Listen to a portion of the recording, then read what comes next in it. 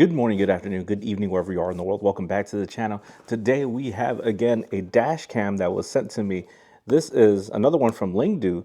Now I've had a camera from them before and I installed it in the RX. Today we're going to install this one into my 1999 Honda Prelude. What I like about this one is that it comes with two cameras, so one for the rear as well. As you know, an older car like a Prelude from 1999 doesn't have any kind of cameras on it whatsoever, so definitely need this for it. So we'll go ahead, we'll do the unboxing, and then we'll also get it installed, and I'll show you some video clips from a time in the RX where it did come in handy to have a dash cam. Without further ado, we'll go with the unboxing. All right, put this off to the side. And right here, looks like we have the camera itself. So this is the front-facing camera. There's also a rear camera, huge screen. The back of the camera, on the sides we got, it looks like a power button, memory button, some kind of caution button, and then a power button. The camera lens itself, it's 4K.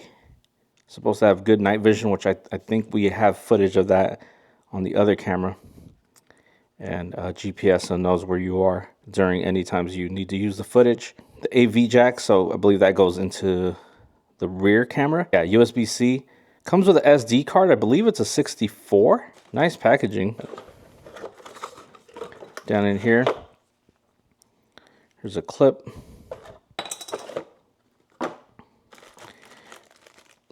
Got USB-C to USB-A. And here is the AV with the rear camera back there, and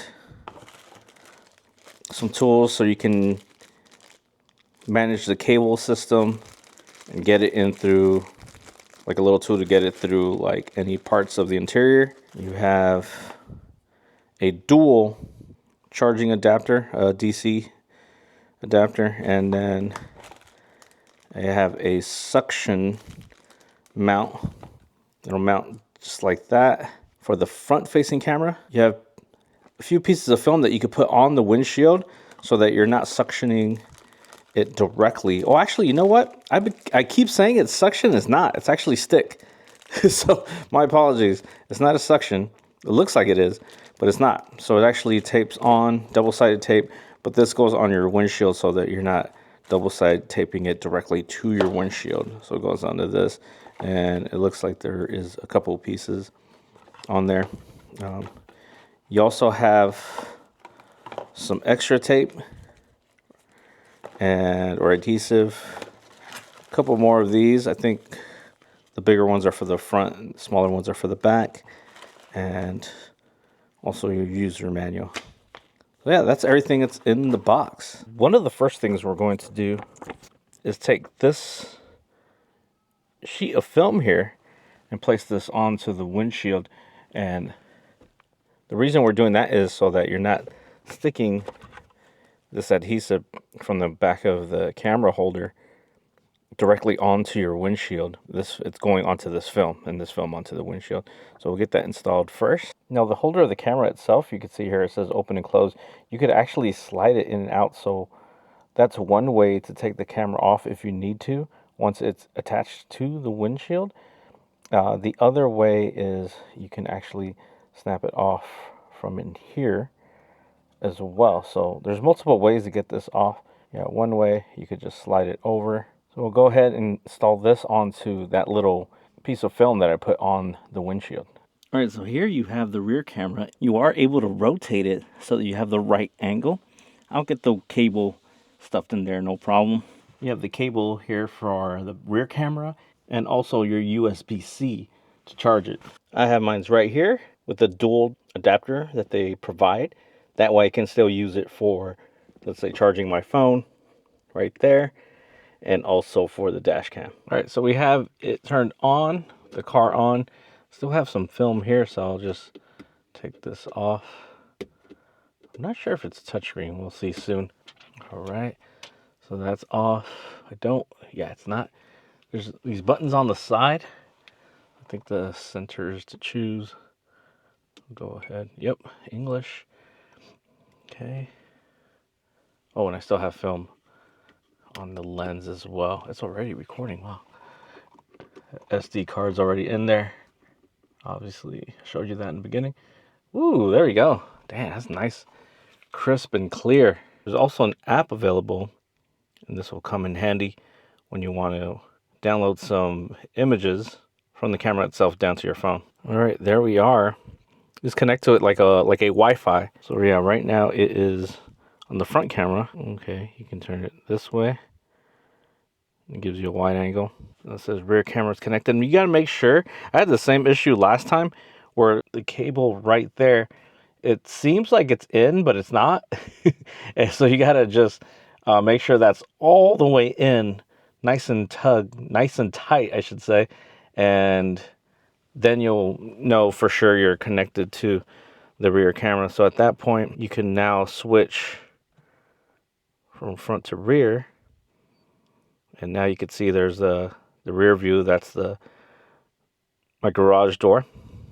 At the top right corner, you can see the rear. So now that we're not connected to the internet, see if we can use this here. Yep, it's just easier on your phone. But if you're not, then you can go through the menu this way. Your settings for your loop recording, night mode recording, audio, video connect format, G sensors, the time lapse for parking mode, collision detection, exposure, screensavers, keytone, speaker volume, Wi-Fi mode. So a bunch of things here you can use in the menu. Right there, that top button right here goes into rear, front, just front, or both. Right there, you see that? That's super easy when you turn it off. All right, I'm gonna show you guys the quality of the recordings. And we got on right there. Also, one thing I didn't say before is I like how you can see this live here on the screen, because I wouldn't use it necessarily for a reverse camera, but if you wanted to switch to the rear camera, you can do that. Sort of use it like I wouldn't say a backup camera, but if an older car like this, you can't see what's right behind you, that could work pretty well. All right, here we go. Just to give you guys a view of the quality.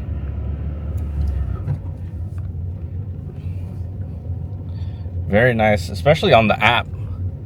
Like, the screen on the device itself is pretty good too, but I gotta say on the app, very clear as well.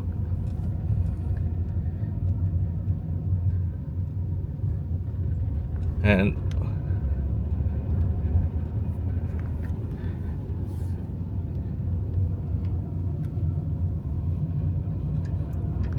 yeah, one thing about these cameras also is that it'll sense, like, let's say you go over like a pretty bad bump or pothole, and then hopefully not a crash or something, but like something that triggers I believe the G sensor of the camera itself. That'll get it to pretty much save that specific highlight on your device, or on the device itself, so that it makes it easier to go back to that instant where you might have had an incident or hit a pothole or something like that. Ooh. Got people playing football here. There you go.